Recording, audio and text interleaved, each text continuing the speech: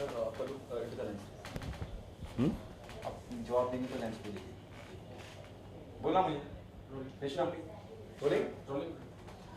झा साहब, गंगा जल की अगर मैं बात करूँ, एक बहुत बेहतरीन और कामयाब फिल्म रही है, और उसके बाद जय गंगा जल बनाना, उसको लिखने में कितना वक्त लगा, और उसके अलावा ये भी पूछना चाहूँगा, क्या जो किरदार आपने निभाया वो जहन में था कि आपने ही करना है, और हाउ इट हैपेंड? गंगा जल अपने आप में एक बहुत ही सफल फिल्म है। लोग आज भी उसको याद करते रहते हैं, उसके बारे में चर्चा करते रहते हैं। मुझे अक्सर लोग मिलते हैं जिन्होंने कहा कि कई कई बार देखी उस फिल्म को। तो ये सोचना भी मेरे लिए बड़ा मुश्किल था कि इसी विषय को लेकर के, समाज और पुलिस के संबंधों को लेकर के, और गंगा जल जैसी दूसरी फिल्म बनाना आसान बात नहीं होगी। लेकिन कुछ ऐसी चीज़ें हुई 13 साल गंगा जल बनाने के बाद, इस तरह के बदलाव हुए और ऐसी नई कहानी मुझे मिली एक महिला पुलिस ऑफिसर की, आईपीएस ऑफिसर की, जो सिर्फ कोई किसी एक किरदार से ड्रॉ की हुई नहीं है, बहुत सारे लोगों पे आधारित है। कि मुझे ऐसा लगा कि दोबारा ये कहानी कही जाए। तो ये वो सीक्वल नहीं है गंगा जल का, नई कहानी है, नए किरदार है, नई घटना है, नया नया जगह है। उस कहानी को हमने आगे बढ़ाया भी नहीं है। लेकिन हाँ, जिस तरह से आप कह सकते हैं कि शूल करके पिक्चर जो है वो पुलिस और समाज के संबंधों पर थी, गंगा जल भी समाज और पुलिस के संबंधों पर थी, और जय गंगा जल भी समाज और पुलिस के संबंधों को लेकर के है। लोग पूछते हैं कि अच्छा, तो गंगा जल से टाइटल जय गंगा जल, ये तो बहुत नज़दीक का टाइटल लगता है। तो इसमें एक जो मुख्य मकसद ये है कि गंगा जल में सब पवित्र कर देंगे, यानी कि क्राइम फ्री सोसाइटी की बात की गई थी, ऐसी परिकल्पना थी। तो वो परिकल्पना अभी भी कंटिन्यू कर रही है कि जय गंगा जल में भी हम बात कर रहे हैं ऐसे कि सिस्टम डिलीवर करे और हमारे समाज में क्राइम ना हो। जहाँ तक प्रियंका चोपड़ा की कास्टिंग का सवाल आता है, वो हम कई वर्षों से बात कर रहे थे कि साथ में काम करना चाहिए, और जब मैं इसको डेवलप करने लगा तो चर्चा उससे हुई, बातचीत हुई, लेकिन मैंने कहा तुम्हारे पास वक्त तो है नहीं, तुम बाजीराव कर रही हो, फिर क्वांटिको करने जा रही हो, फिर पता नहीं कहीं चांद वांद पे जाओगी कोई नई फिल्म करने के लिए, कौन तुमको ढूंढता रहेगा। तो नहीं नहीं, मिलते हैं, बात करते हैं। 15 मिनट में मैंने उसको संक्षेप में कहानी सुनाई, और उसने कहा कि ये आभा माथुर का रोल तो मैं ही करूँगी, और मैं ही कर सकती हूँ, दूसरा कोई नहीं करेगा। मैंने उसको कहा बिल्कुल तुम कर सकती हो, वक्त निकालो। तो उसने बाजीराव और क्वांटिको के बीच में जो 30-31 दिन का समय था वो निकाला उसने, और हमने इस फिल्म को उस बीच में पूरा कर लिया। तो अब वो मेरी पहली चॉइस थी, और संजोग से वो फिल्म भी कर चुकी। जहाँ तक मेरे इसमें किरदार करने का प्रश्न होता है, बीएन सिंह, भोलानाथ सिंह, डीएसपी का रोल मैंने किया है। जब मैं लिख रहा था तो 4-5 ऐसे डीएसपीज जो एक मध्य प्रदेश में है, एक यूपी में है, बिहार में है, महाराष्ट्र में भी हैं, उन लोगों से बात करते वक्त मुझे एक खास उनकी जो मैनरिज्म है, उनकी लाइफ है, उनके जो तरीके हैं, वो क्यों क्यों करते हैं वैसा, उनके बारे में क्यों इस तरह की धारणा है, वो सब थोड़ा नज़दीक से समझने का मौका मिला। और मैंने समझा कि ये रोल जो है मुझे करना चाहिए, क्योंकि कुछ वर्षों से मैं ये सोच भी रहा था कि मैंने सब कुछ कर लिया फिल्म मेकिंग में। सिर्फ एक ये फुल फ्लेजेड परफॉर्मेंस जो होता है, जो एक बड़ा अभिन्न अंग है, एक्टरों को तैयार किया 30-35 वर्ष, बड़े बड़े अच्छे अच्छे नामचीन और बहुत नए कलाकारों को भी तैयार किया। कैसे उनको तैयार किया जाता है, उसकी प्रक्रिया देखी, समझा भी, सीखा भी। तो एक इच्छा थी कि ये जो आयाम है फिल्म मेकिंग में एक्टिंग का, इसको भी पूरा किया जाए। मेरी आदत है कि मैं किसी चीज़ में जाता हूँ तो उसके हर चीज़ को देखने की, समझने की कोशिश कर रहा हूँ। तो किया मैंने, और संजोग से प्रियंका चोपड़ा और बाकी के सभी सह कलाकारों का बड़ा अच्छा मुझे सहयोग मिला। बड़े अच्छे से सबने सपोर्ट किया, और मज़ा आया, काम किया है हमने।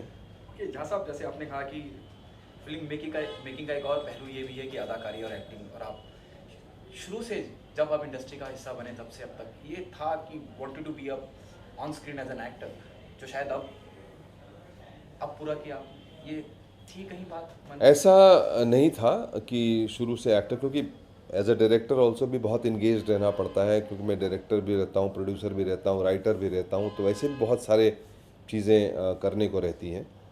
और लेकिन सिर्फ क्या, अपने अंदर हम क्या क्या कर सकते हैं, एक उत्कंठा होती है। तो एक सही समय पर आकर के इच्छा जागृत होती है और लगता है, कॉन्फिडेंस आपको आता है, तो आप करते हैं। क्योंकि एक्टिंग है आसान चीज़ नहीं है, उसकी अपनी टेक्निक है, उसकी अपनी प्रोसेस है।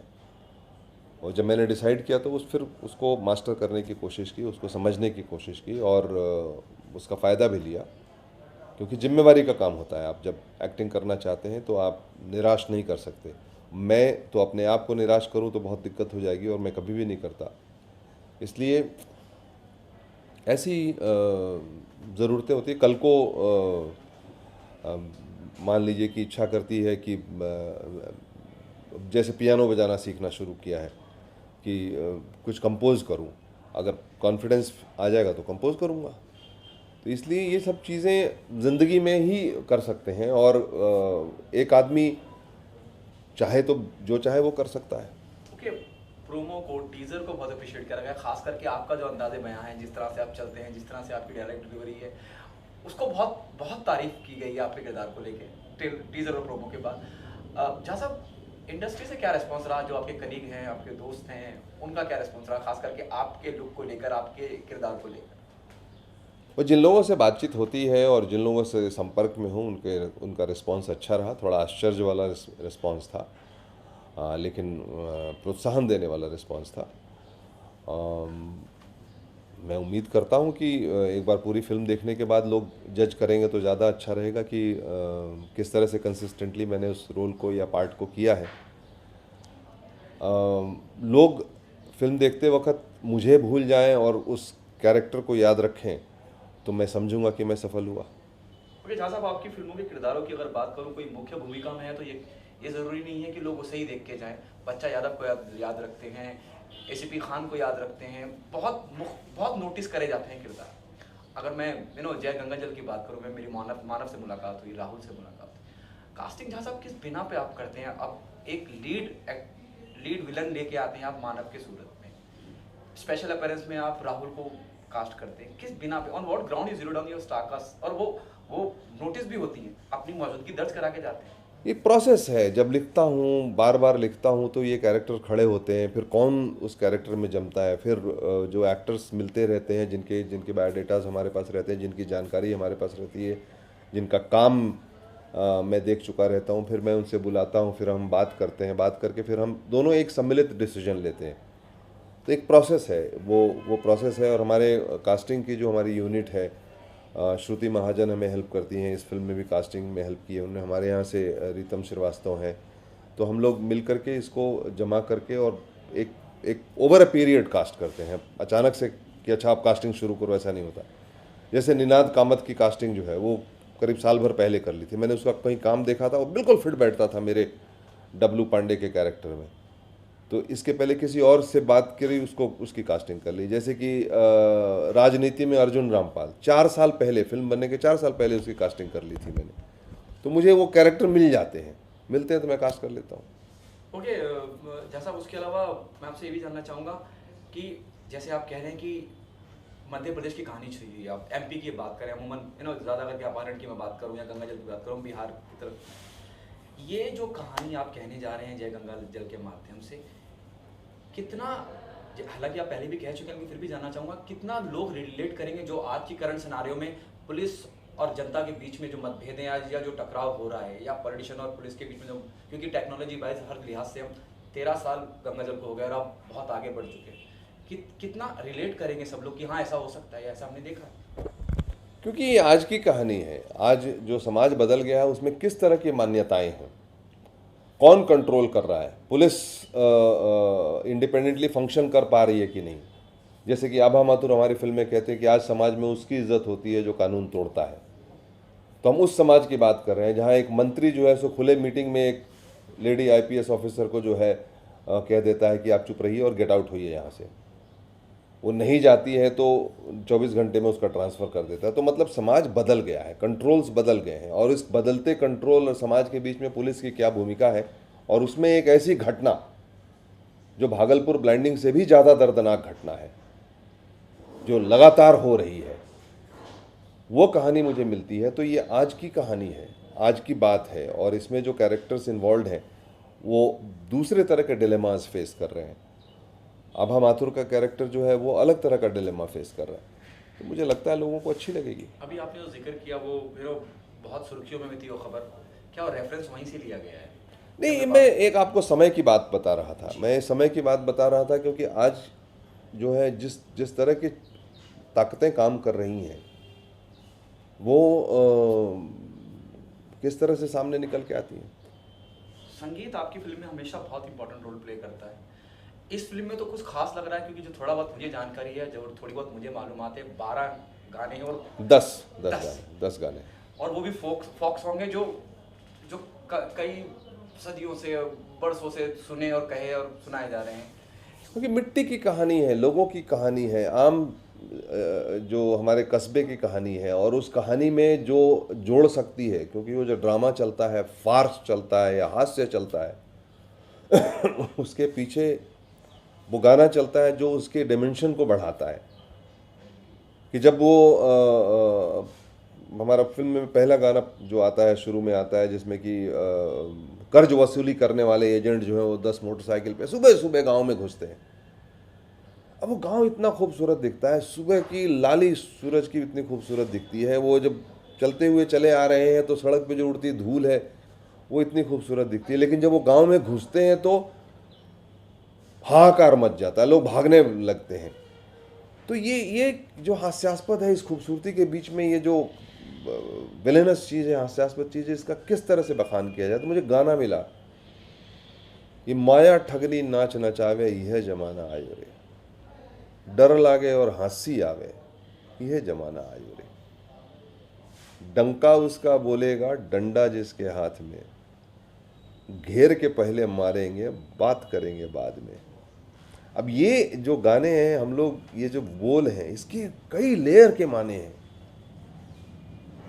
ये जो हमारे ट्रेलर में सुखविंदर जो गाना गाते हैं वो कब है, वो जब चेज कर रही है, वो भरी अदालत को ब्लास्ट करके एक क्रिमिनल जो है वो भाग रहा है और जान की बाजी लगा के प्रियंका चोपड़ा जो है, आभा माथुर, उसका पीछा कर रही हैं। वो पीछा कर रही हैं, मतलब कमाल है।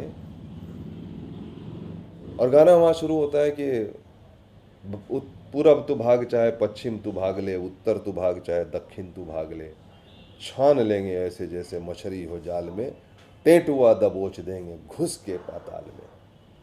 तो ये जो गाने हैं, ये जो बोल हैं, ये हमारे जीवन के बचपन से हमने देखे हैं और मिट्टी के साथ जुड़े हुए बोल हैं कि मतलब वो, और बहुत अच्छे मतलब उदित नारायण जी ने गाना गाया हमारा कि माया जोगनिया नाचे बीच बाजार, पहन के 10 तोले का हार जोगिनिया नाचे बीच बाजार।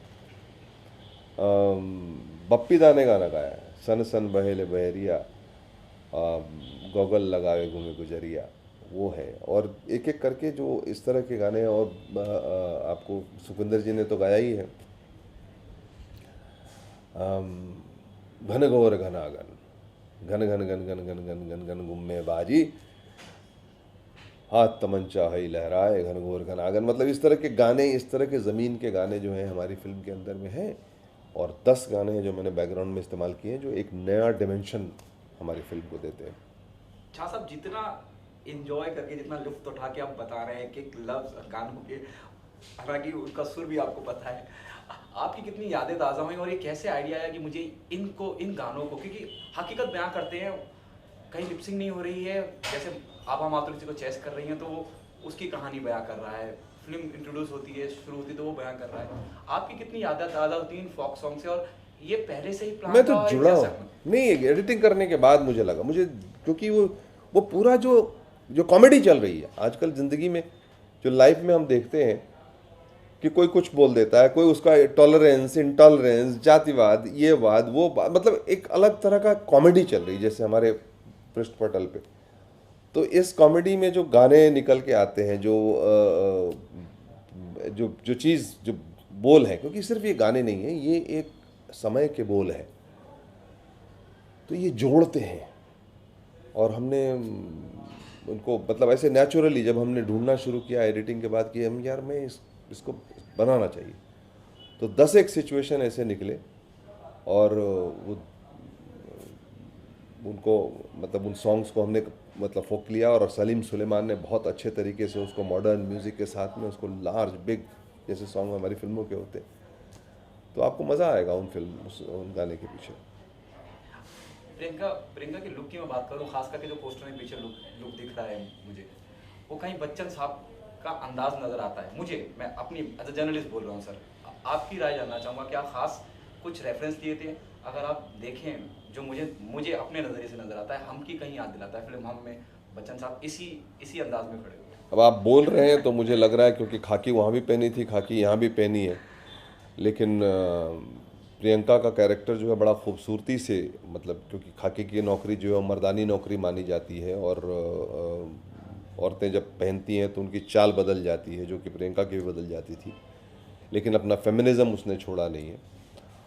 और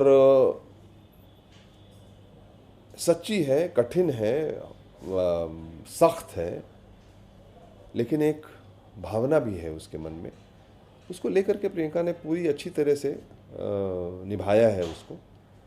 जब हाथ उठाना है तो हाथ उठाया भी है, जब सहलाना है तो सहलाया भी है। क्या सरप्राइज करेंगी प्रियंका? देखिए, ये बड़ी बड़ी बातें होती हैं। मुझे लगता है कि हम कहानी एक अच्छी कहने की कोशिश करते हैं और सब हम मिल करके कहानी कहते हैं। प्रियंका ने बहुत खूबसूरती से उस आभा माथुर का रोल निभाया है, बहुत कन्विंसिंगली निभाया है, और मेरे लिए तभी जाकर के कहानी खूबसूरत होती है कि जब लोग फिल्म देखते हुए प्रियंका चोपड़ा को न याद करें, आभा माथुर को याद रखें, मेरे कैरेक्टर बीएन सिंह को याद रखें, ना कि प्रकाश झा को देखें वहाँ। तो ये चीज़ें हैं, मानव का हो या राहुल का हो, सबके कैरेक्टर, तो वो अगर वो रियलिटी के रेल में अगर हमारी फिल्म आती है और लोग उससे रिलेट करते हैं तो सबसे बड़ी बात हो जाती है। धन्यवाद आपका। हम आखिरी सवाल आपसे पूछना चाहूँगा, कंपैरिजन यकीनन होंगे जब मैं गंगा जल की बात करता हूँ। मैं पहले सवाल में उत्तर दे दिया उसका, शुरू में बोलते बोलते गंगा जल बनाई थी। मैं सर अजय देवगन और प्रियंका के कंपैरिजन की बात कर रहा हूँ। अच्छा। उनके किरदारों को लेके, अब प्रियंका है, पहले अजय थे, उस बारे में जानना चाहूँगा सर। कंपैरिजन यकीनन होंगे, शायद आप भी इस बात से इत्तेफाक रखते हो, उस बारे में क्या कहना चाहेंगे? दोनों ही मतलब दोनों ने अपने अपने जगह पे अपने अपने हिसाब से अपनी खूबसूरती से काम किया, और मैं यही कहना चाहूँगा कि इसी वर्ष जब अजय देवगन को भी पद्मश्री मिल गया और प्रियंका चोपड़ा को भी मिला पद्मश्री, तो मुझे लगा कि गंगा जल से जय गंगा जल तक का सफ़र बिल्कुल सही हुआ।